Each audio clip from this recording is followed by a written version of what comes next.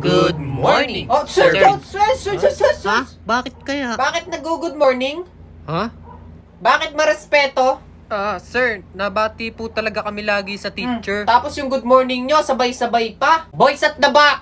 Sir, bakit kayo nagre-review? Ha? Anong sinasabi ni sir? Bakit walang nakain sa likod?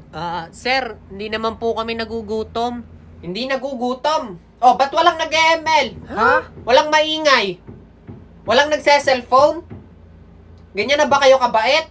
Etong blackboard, bakit malinis? Di ba dapat pagdating ko, ako pa magbubura niyan? Eh sir, pag po parating na yung bagong teacher, talagang binubura po namin yan. Bida-bida. So dahil bagong teacher nyo nga pala ako, siguro hindi nyo pa ako ganun kakilala. So sasabihin ko na sa inyo yung mga ayaw at gusto ko.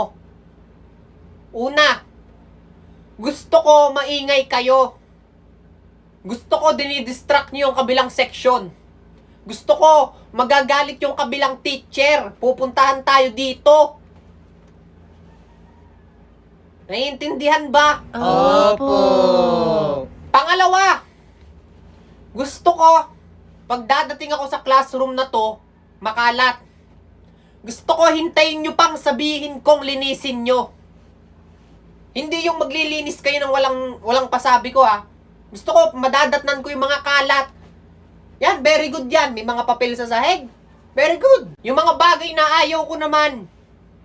Ayaw ko nung dadating ako dito, yung arrangement ng upuan nyo maganda.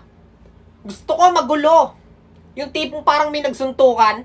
Yung parang binagyo. At ayoko nung mga babati ng good morning sabay-sabay. Gusto ko magulo. Gusto ko parang grade 2.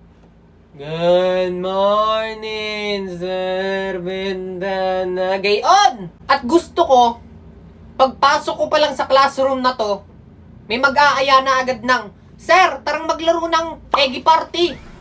Yan, gusto ko yan. Bakit? Masaya kasing laruin niya, nakakatanggal ng bad trip. Nakakaaliw. Pwede tayo magkampiyan. Sabay-sabay tayo magpa-level up. Pasingit. Ha? Naiintindihan ba? Opo. Ngayon, sa mga hindi nakakaalam ng eggy party, masayang laruin yan. Kung pwede nyo subukan yan, nasa bio ko lang yung link. Naiintindihan? Opo.